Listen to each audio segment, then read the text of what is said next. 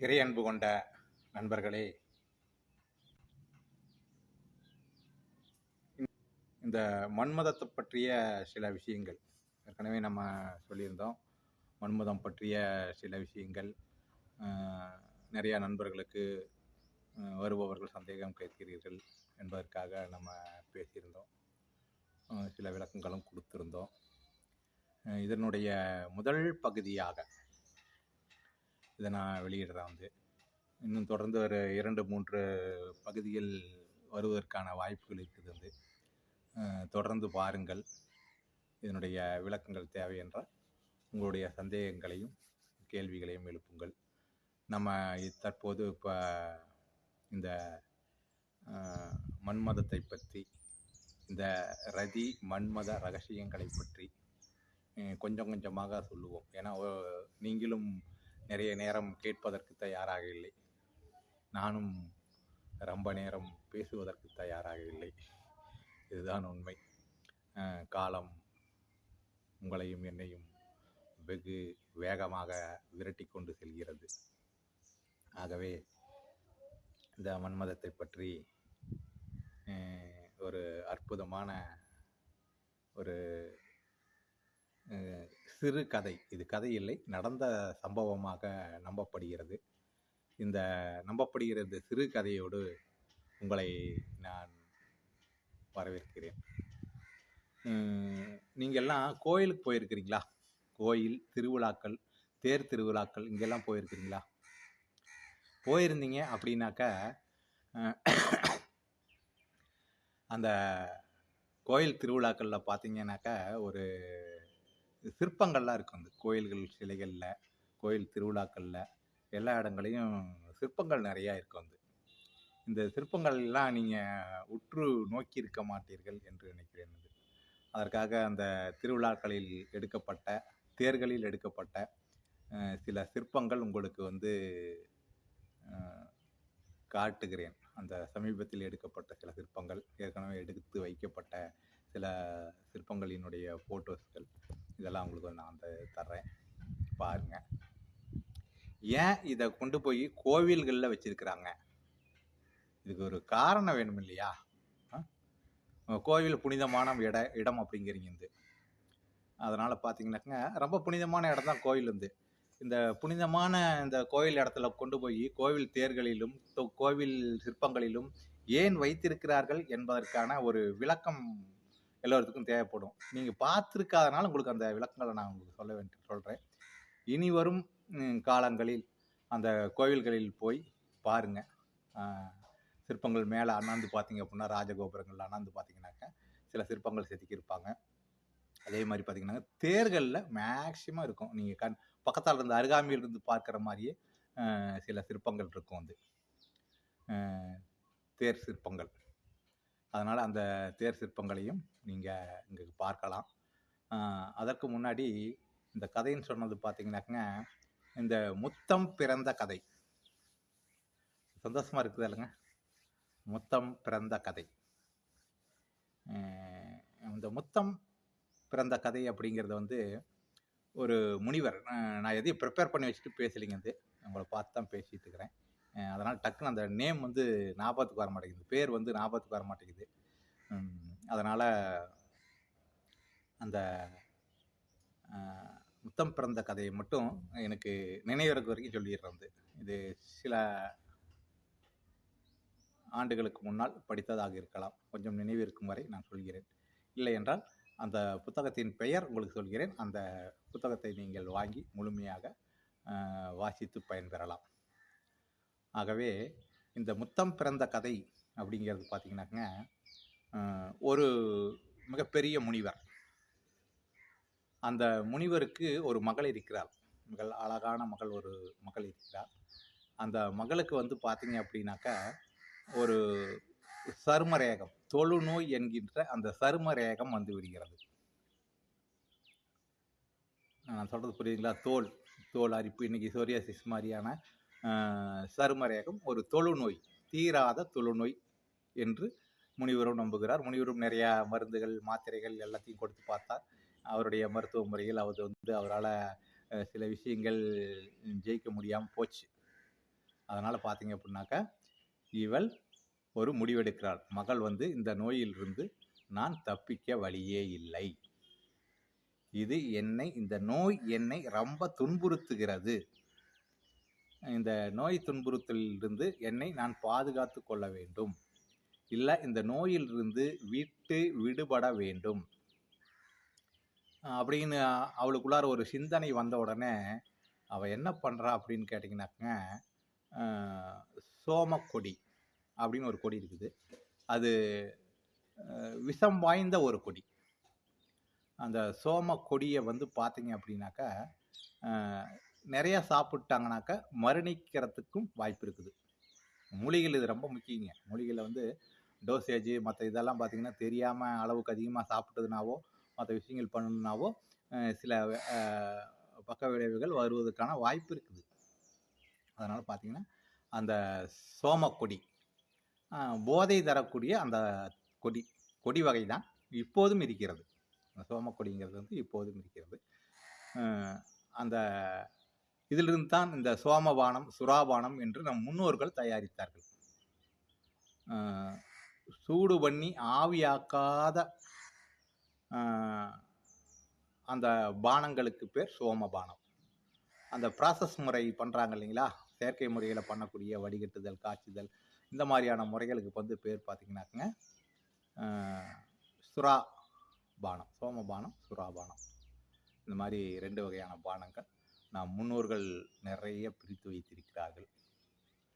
அப்போ அந்த சோமபானம் சுறாபானம்லாம் அளவாக சாப்பிட்றவங்களுக்கு ஆரோக்கியம் தந்தது.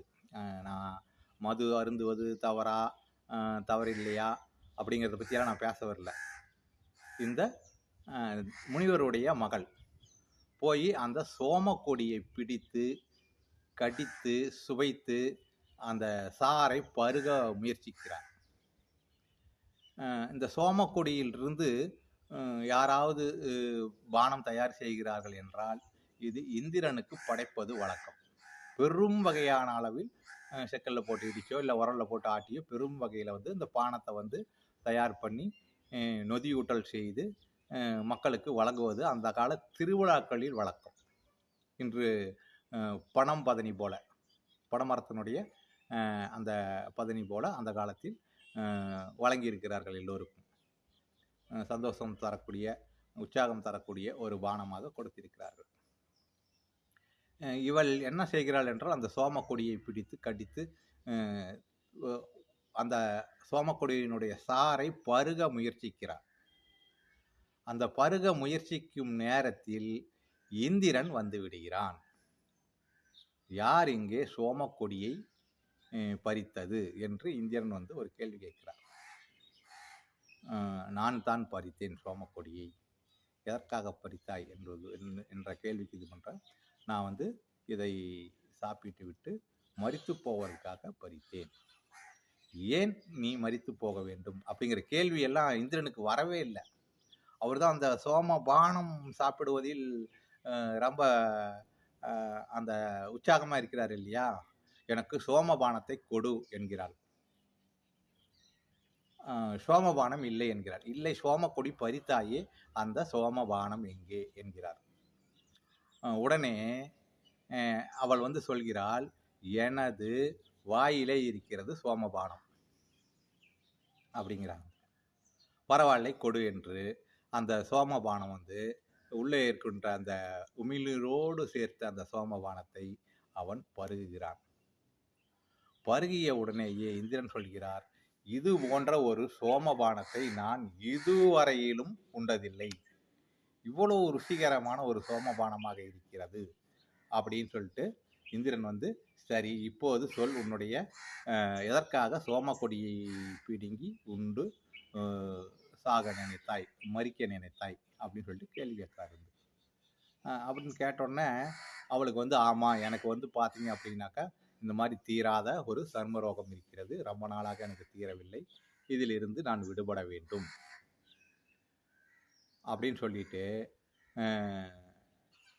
அந்த நோயை பற்றிய விவரங்கள் மற்ற விஷயங்கள் எல்லாத்தையும் சொல்கிறார். அந்த இந்திரன்கிட்ட சொல்கிறாங்க, அவ்வளோதானா உன்னுடைய பிரச்சனை?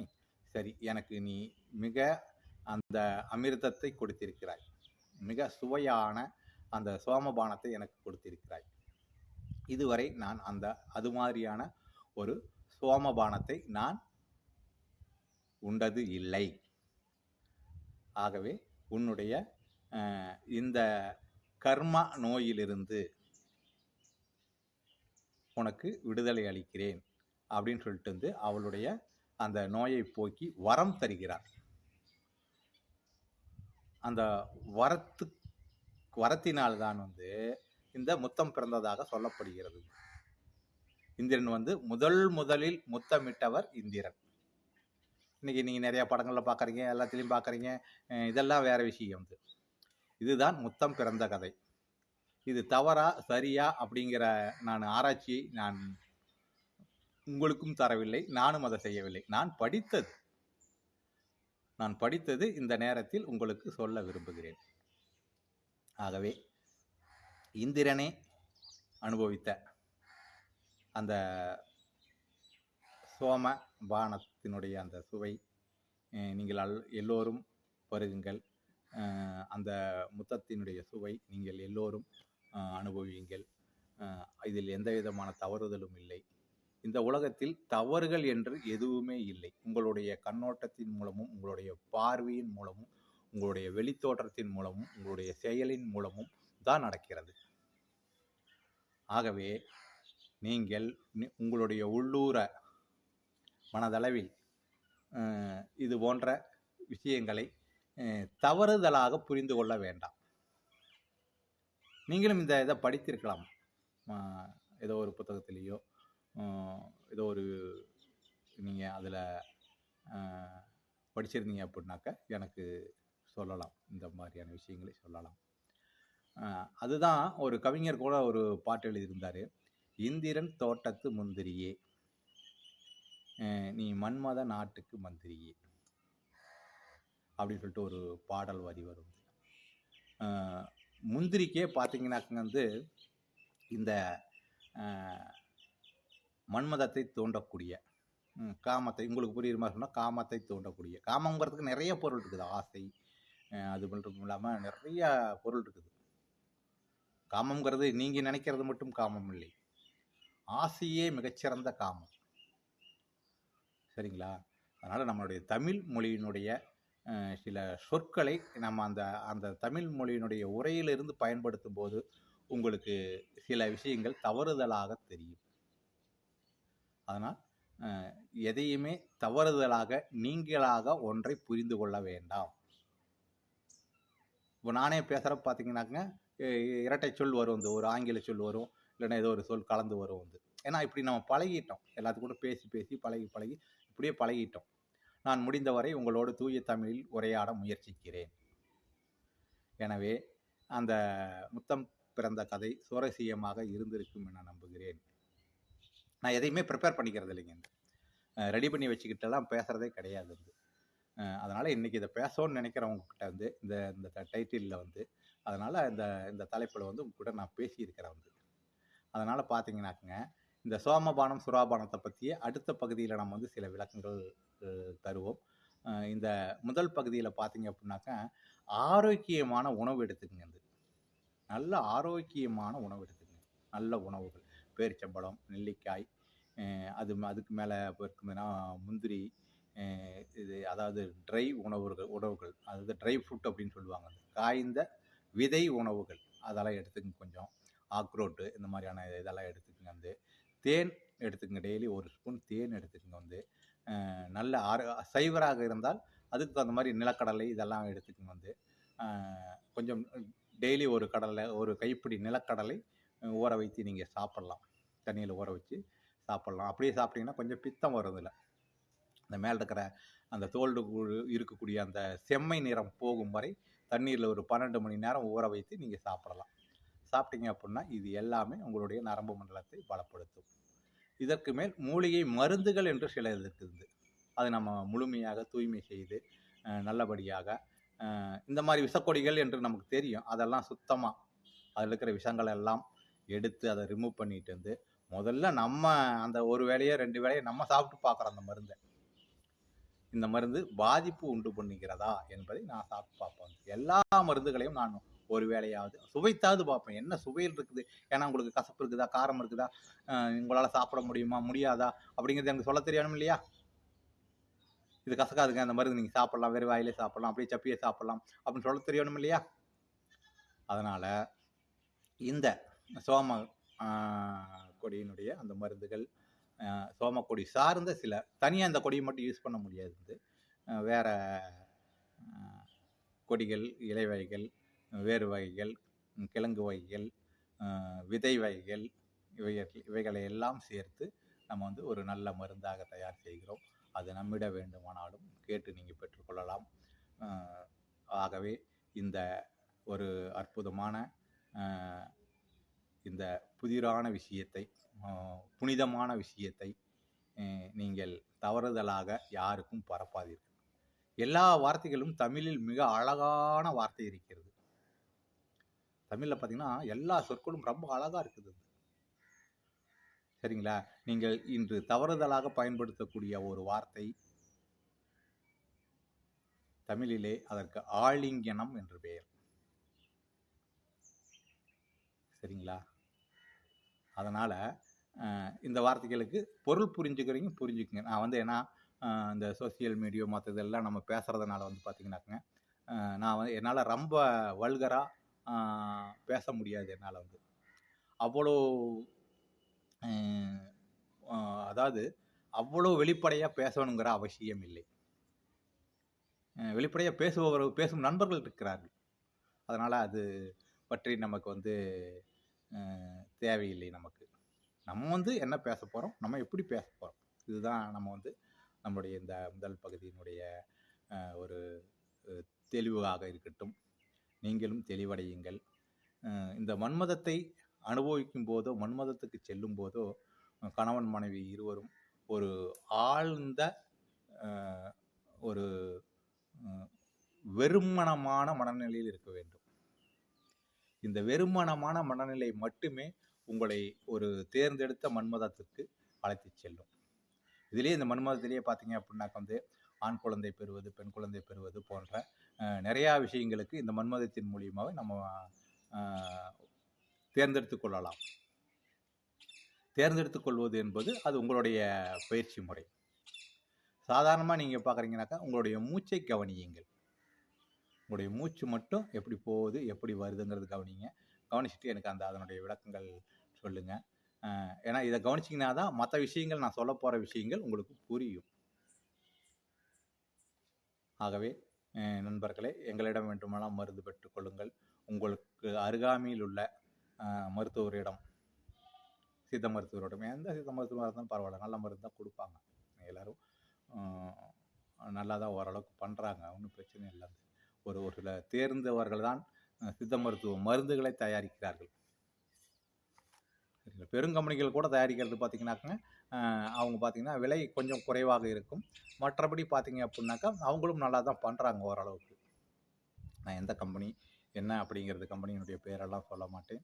ஆகவே நீங்கள் ஒரு நல்ல உங்கள் அருகாமையில் உள்ள ஒரு சித்த மருத்துவருடைய ஆலோசனை பெற்று நீங்கள் இந்த மன்மதத்துக்கான தேடுதலை, மன்மதத்துக்கான உங்களுடைய நிறைவேறுதலை நிறைவேற்றி கொள்ளுங்கள். இந்த பகுதியை நான் கொஞ்ச காலத்திற்கு முன்னால் இந்த மன்மதத்தை பற்றிய சில விஷயங்கள் ஏற்கனவே நம்ம சொல்லியிருந்தோம். மன்மதம் பற்றிய சில விஷயங்கள் நிறையா நண்பர்களுக்கு வருபவர்கள் சந்தேகம் கேட்கிறீர்கள் என்பதற்காக நம்ம பேசியிருந்தோம். சில விளக்கங்களும் கொடுத்துருந்தோம்.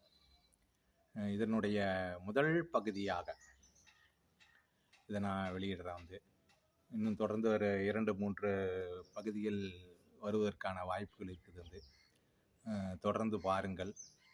இதனுடைய விளக்கங்கள் தேவை என்றால் உங்களுடைய சந்தேகங்களையும் கேள்விகளையும் எழுப்புங்கள்.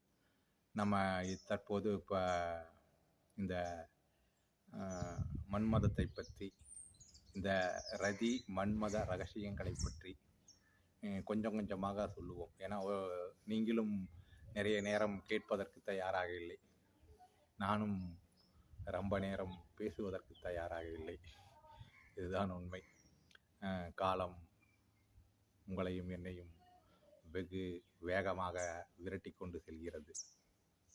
ஆகவே இந்த மன்மதத்தை பற்றி ஒரு அற்புதமான ஒரு சிறு கதை, இது கதை இல்லை, நடந்த சம்பவமாக நம்பப்படுகிறது. இந்த நம்பப்படுகிற இந்த சிறு கதையோடு உங்களை நான் வரவேற்கிறேன். நீங்கள்லாம் கோயிலுக்கு போயிருக்கிறீங்களா? கோயில் திருவிழாக்கள், தேர் திருவிழாக்கள் இங்கெல்லாம் போயிருக்கிறீங்களா? போயிருந்தீங்க அப்படின்னாக்கா அந்த கோயில் திருவிழாக்களில் பார்த்தீங்கன்னாக்கா ஒரு சிற்பங்கள்லாம் இருக்கும். அந்த கோயில்கள் சிலைகளில், கோயில் திருவிழாக்களில் எல்லா இடங்களையும் சிற்பங்கள் நிறையா இருக்கும். இந்த சிற்பங்கள்லாம் நீங்கள் உற்று நோக்கி இருக்க மாட்டீர்கள் என்று நினைக்கிறேன். அதற்காக அந்த திருவிழாக்களில் எடுக்கப்பட்ட, தேர்களில் எடுக்கப்பட்ட சில சிற்பங்கள் உங்களுக்கு காட்டுகிறேன். அந்த சமீபத்தில் எடுக்கப்பட்ட சில சிற்பங்கள், ஏற்கனவே எடுத்து வைக்கப்பட்ட சில சிற்பங்களினுடைய ஃபோட்டோஸ்கள், இதெல்லாம் உங்களுக்கு நான் தர்றேன், பாருங்கள். ஏன் இதை கொண்டு போய் கோவில்களில் வச்சிருக்கிறாங்க? இதுக்கு ஒரு காரணம் வேணும் இல்லையா? கோவில் புனிதமான இடம் அப்படிங்கிறீங்க. அதனால் பார்த்தீங்கன்னாக்கா ரொம்ப புனிதமான இடம் தான் கோயில். இந்த புனிதமான இந்த கோயில் இடத்துல கொண்டு போய் கோவில் தேர்களிலும் கோவில் சிற்பங்களிலும் ஏன் வைத்திருக்கிறார்கள் என்பதற்கான ஒரு விளக்கம் எல்லோருக்கும் தேவைப்படும். நீங்கள் பார்த்துருக்காதனால உங்களுக்கு அந்த விளக்கங்களை நான் உங்களுக்கு சொல்கிறேன். இனி வரும் காலங்களில் அந்த கோவில்களில் போய் பாருங்கள். சிற்பங்கள் மேலே அண்ணாந்து பார்த்தீங்க அப்படின்னா, ராஜகோபுரங்கள் அண்ணாந்து பார்த்தீங்கன்னாக்கா சில சிற்பங்கள் செதுக்கியிருப்பாங்க. அதே மாதிரி பார்த்தீங்கன்னா தேர்களில் மேக்சிமம் இருக்கும். நீங்கள் பக்கத்தால் இருந்து அருகாமையில் இருந்து பார்க்குற மாதிரியே சில சிற்பங்கள் இருக்கும். தேர் சிற்பங்கள். அதனால் அந்த தேர் சிற்பங்களையும் நீங்கள் இங்கே பார்க்கலாம். அதற்கு முன்னாடி இந்த கதைன்னு சொன்னது பார்த்தீங்கன்னாக்கங்க, இந்த முத்தம் பிறந்த கதை. சந்தோஷமாக இருக்குது இல்லைங்க? முத்தம் பிறந்த கதை. இந்த முத்தம் பிறந்த கதை அப்படிங்கிறது ஒரு முனிவர். நான் எதையும் ப்ரிப்பேர் பண்ணி வச்சுட்டு பேசலைங்க. உங்களை பார்த்து தான் பேசிகிட்டு இருக்கிறேன். அதனால் டக்குன்னு அந்த நேம் ஞாபகத்துக்கு வர மாட்டேங்குது, பேர் ஞாபகத்துக்கு வர மாட்டேங்குது. அதனால் அந்த முத்தம் பிறந்த கதையை மட்டும் எனக்கு நினைவிறக்கு வரைக்கும் சொல்லிடுறது. இது சில ஆண்டுகளுக்கு முன்னால் படித்ததாக இருக்கலாம். கொஞ்சம் நினைவிருக்கும் வரை நான் சொல்கிறேன். இல்லை என்றால் அந்த புத்தகத்தின் பெயர் உங்களுக்கு சொல்கிறேன். அந்த புத்தகத்தை நீங்கள் வாங்கி முழுமையாக வாசித்து பயன்பெறலாம்.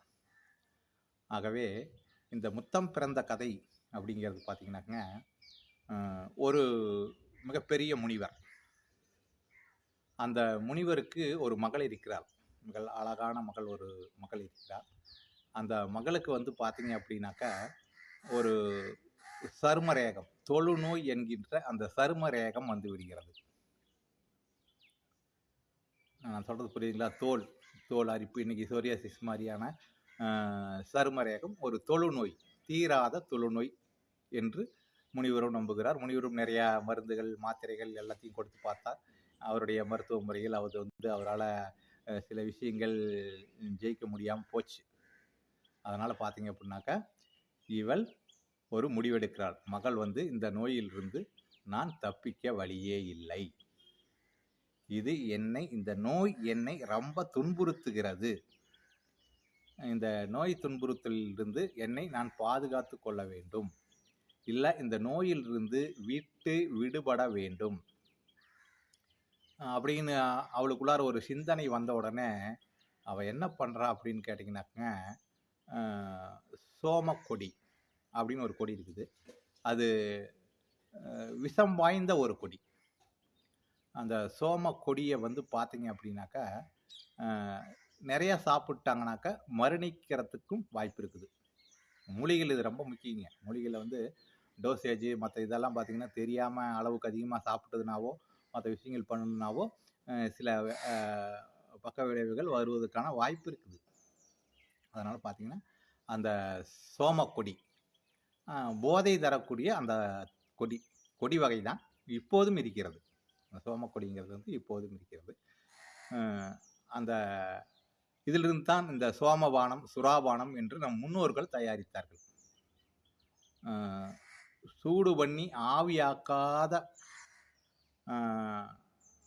அந்த பானங்களுக்கு பேர் சோமபானம். அந்த ப்ராசஸ் முறை பண்ணுறாங்க இல்லைங்களா, செயற்கை முறையில் பண்ணக்கூடிய வடிகட்டுதல், காய்ச்சுதல், இந்த மாதிரியான முறைகளுக்கு பேர் பார்த்திங்கனாக்குங்க சுறா பானம், சோமபானம், சுறாபானம். இந்த மாதிரி 2 வகையான பானங்கள் நம் முன்னோர்கள் நிறைய பிரித்து வைத்திருக்கிறார்கள். அப்போ அந்த சோமபானம் சுறாபானம்லாம் அளவாக சாப்பிட்றவங்களுக்கு ஆரோக்கியம் தந்தது. நான் மது அருந்துவது தவறில்லையா அப்படிங்கிறத பற்றியெல்லாம் நான் பேச வரல. இந்த முனிவருடைய மகள் போய் அந்த சோமக்கொடியை பிடித்து கடித்து சுவைத்து அந்த சாறை பருக முயற்சிக்கிறார். இந்த சோமக்கொடியிலிருந்து யாராவது பானம் தயார் செய்கிறார்கள் என்றால் இது இந்திரனுக்கு படைப்பது வழக்கம். பெரும் வகையான அளவில் செக்கலில் போட்டு இடிச்சோ இல்லை உரலில் போட்டு ஆட்டியோ பெரும் வகையில் இந்த பானத்தை தயார் பண்ணி நொதியூட்டல் செய்து மக்களுக்கு வழங்குவது அந்த கால திருவிழாக்களில் வழக்கம். இன்று பனம் பதனி போல, பனைமரத்தினுடைய அந்த பதனி போல அந்த காலத்தில் வழங்கியிருக்கிறார்கள். எல்லோருக்கும் சந்தோஷம் தரக்கூடிய, உற்சாகம் தரக்கூடிய ஒரு பானமாக கொடுத்திருக்கிறார்கள். இவள் என்ன செய்கிறாள் என்றால் அந்த சோமக்கொடியை பிடித்து கடித்து அந்த சோமக்கொடியினுடைய சாறை பருக முயற்சிக்கிறார். அந்த பருக முயற்சிக்கும் நேரத்தில் இந்திரன் வந்து விடுகிறான். யார் இங்கே சோமக்கொடியை பறித்தது என்று இந்திரன் ஒரு கேள்வி கேட்கிறார். நான் தான் பறித்தேன் சோமக்கொடியை. எதற்காக பறித்தாய் என்ற கேள்விக்கு இது பண்ணுறேன். நான் இதை சாப்பிட்டு விட்டு மரித்து போவதற்காக பறித்தேன். ஏன் நீ மரித்து போக வேண்டும் அப்படிங்கிற கேள்வி எல்லாம் இந்திரனுக்கு வரவே இல்லை. அவர் தான் அந்த சோமபானம் சாப்பிடுவதில் ரொம்ப அந்த உற்சாகமாக இருக்கிறார் இல்லையா. எனக்கு சோமபானத்தை கொடு என்கிறாள். சோமபானம் இல்லை என்கிறார். இல்லை, சோமக்கொடி பறித்தாயே, அந்த சோமபானம் எங்கே என்கிறார். உடனே அவள் சொல்கிறாள், எனது வாயிலே இருக்கிறது சோமபானம் அப்படிங்கிறாங்க. பரவாயில்லை, கொடு என்று அந்த சோமபானம் உள்ளே இருக்கின்ற அந்த உமிழ்நீரோடு சேர்த்த அந்த சோமபானத்தை அவன் பருகுகிறான். பருகிய உடனேயே இந்திரன் சொல்கிறார், இது போன்ற ஒரு சோமபானத்தை நான் இதுவரையிலும் உண்டதில்லை. இவ்வளவு ருசிகரமான ஒரு சோமபானமாக இருக்கிறது அப்படின்னு சொல்லிட்டு இந்திரன் சரி, இப்போது சொல், உன்னுடைய எதற்காக சோமக்கொடியை பிடுங்கி உண்டு சாக நினைத்தாய், மறிக்க நினைத்தாய் அப்படின்னு சொல்லிட்டு கேள்வி கேட்காரு. அப்படின்னு கேட்டோடனே அவளுக்கு ஆமாம், எனக்கு பார்த்தீங்க அப்படின்னாக்கா இந்த மாதிரி தீராத ஒரு சர்ம ரோகம் இருக்கிறது, ரொம்ப நாளாக எனக்கு தீரவில்லை, இதிலிருந்து நான் விடுபட வேண்டும் அப்படின்னு சொல்லிட்டு அந்த நோயை பற்றிய விவரங்கள் மற்ற விஷயங்கள் எல்லாத்தையும் சொல்கிறார். அந்த இந்திரன் கிட்ட சொல்கிறாங்க. அவ்வளோதானா உன்னுடைய பிரச்சனை? சரி, எனக்கு நீ மிக அந்த அமிர்தத்தை கொடுத்திருக்கிறாய், மிக சுவையான அந்த சோமபானத்தை எனக்கு கொடுத்திருக்கிறாய். இதுவரை நான் அது மாதிரியான ஒரு சோமபானத்தை நான் உண்டது இல்லை. ஆகவே உன்னுடைய இந்த கர்ம நோயிலிருந்து உனக்கு விடுதலை அளிக்கிறேன் அப்படின்னு சொல்லிட்டு அவளுடைய அந்த நோயை போக்கி வரம் தருகிறார். அந்த வரத்தினால்தான் இந்த முத்தம் பிறந்ததாக சொல்லப்படுகிறது. இந்திரன் முதலில் முத்தமிட்டவர் இந்திரன். இன்னைக்கு நீங்க நிறைய படங்கள்ல பாக்குறீங்க, எல்லாத்திலையும் பாக்குறீங்க, இதெல்லாம் வேற விஷயம். இதுதான் முத்தம் பிறந்த கதை. இது தவறா சரியா அப்படிங்கிற ஆராய்ச்சியை நான் உங்களுக்கும் தரவில்லை, நானும் அதை செய்யவில்லை. நான் படித்தது இந்த நேரத்தில் உங்களுக்கு சொல்ல விரும்புகிறேன். ஆகவே இந்திரனே அனுபவித்த அந்த சோம பானத்தினுடைய அந்த சுவை நீங்கள் எல்லோரும் பருகுங்கள். அந்த முத்தத்தினுடைய சுவை நீங்கள் எல்லோரும் அனுபவியுங்கள். இதில் எந்த விதமான தவறுதலும் இல்லை. இந்த உலகத்தில் தவறுகள் என்று எதுவுமே இல்லை. உங்களுடைய கண்ணோட்டத்தின் மூலமும், உங்களுடைய பார்வையின் மூலமும், உங்களுடைய வெளித்தோற்றத்தின் மூலமும், உங்களுடைய செயலின் மூலமும் தான் நடக்கிறது. ஆகவே நீங்கள் உங்களுடைய உள்ளூர மனதளவில் இது போன்ற விஷயங்களை தவறுதலாக புரிந்து கொள்ள வேண்டாம். நீங்களும் இந்த இதை படித்திருக்கலாம், ஏதோ ஒரு புத்தகத்திலேயோ ஏதோ ஒரு நீங்கள் அதில் படிச்சிருந்தீங்க அப்படின்னாக்க எனக்கு சொல்லலாம், இந்த மாதிரியான விஷயங்களை சொல்லலாம். அதுதான் ஒரு கவிஞர் கூட ஒரு பாட்டு எழுதியிருந்தார். இந்திரன் தோட்டத்து முந்திரியே, நீ மன்மத நாட்டுக்கு மந்திரியே அப்படின்னு சொல்லிட்டு ஒரு பாடல் வரி வரும். முந்திரிக்கே பார்த்தீங்கன்னாக்க இந்த மன்மதத்தை தூண்டக்கூடிய காமத்தை, உங்களுக்கு புரியுற மாதிரி சொன்னால் காமத்தை தூண்டக்கூடிய, காமங்கிறதுக்கு நிறைய பொருள் இருக்குது. ஆசை, அது மட்டும் இல்லாமல் நிறைய பொருள் இருக்குது. காமங்கிறது நீங்கள் நினைக்கிறது மட்டும் காமம் இல்லை, ஆசையே மிகச்சிறந்த காமம். சரிங்களா? அதனால் நம்மளுடைய தமிழ் மொழியினுடைய சில சொற்களை நம்ம அந்த தமிழ் மொழியினுடைய உரையிலிருந்து பயன்படுத்தும் போது உங்களுக்கு சில விஷயங்கள் தவறுதலாக தெரியும். அதனால் எதையுமே தவறுதலாக நீங்களாக ஒன்றை புரிந்து கொள்ள வேண்டாம். இப்போ நானே பேசுகிறப்ப பார்த்தீங்கன்னாக்க இரட்டை சொல் வரும், ஒரு ஆங்கில சொல் வரும், இல்லைன்னா ஏதோ ஒரு சொல் கலந்து வரும். ஏன்னா இப்படி நம்ம பழகிட்டோம், எல்லாத்துக்கூட பேசி பழகி இப்படியே பழகிட்டோம். நான் முடிந்தவரை உங்களோடு தூய தமிழில் உரையாட முயற்சிக்கிறேன். எனவே அந்த முத்தம் பிறந்த கதை சுவாரஸ்யமாக இருந்திருக்கும் என நம்புகிறேன். நான் எதையுமே ப்ரிப்பேர் பண்ணிக்கிறது இல்லைங்க, ரெடி பண்ணி வச்சுக்கிட்டெல்லாம் பேசுகிறதே கிடையாது. அதனால் இன்றைக்கி இதை பேசணும்னு நினைக்கிறவங்கக்கிட்ட இந்த டைட்டிலில் அதனால் இந்த தலைப்பில் உங்க கூட நான் பேசியிருக்கிறேன். அதனால் பார்த்தீங்கன்னாக்குங்க, இந்த சோமபானம் சுறாபானத்தை பற்றிய அடுத்த பகுதியில் நம்ம சில விளக்கங்கள் தருவோம். இந்த முதல் பகுதியில் பார்த்தீங்க அப்படின்னாக்கா, ஆரோக்கியமான உணவு எடுத்துக்கங்க. நல்ல ஆரோக்கியமான உணவு எடுத்துக்கங்க. நல்ல உணவுகள், பேரிச்சம்பழம், நெல்லிக்காய், அதுக்கு மேலே இருக்குதுன்னா முந்திரி, இது அதாவது ட்ரை உணவுகள் அதாவது ட்ரை ஃப்ரூட் அப்படின்னு சொல்லுவாங்க. காய்ந்த விதை உணவுகள் அதெல்லாம் எடுத்துக்கங்க. கொஞ்சம் ஆக்ரோட்டு இந்த மாதிரியான இதெல்லாம் எடுத்துக்கங்க. தேன் எடுத்துக்கங்க, டெய்லி ஒரு ஸ்பூன் தேன் எடுத்துக்கங்க. நல்ல சைவராக இருந்தால் அதுக்கு தகுந்த மாதிரி நிலக்கடலை இதெல்லாம் எடுத்துக்கங்க.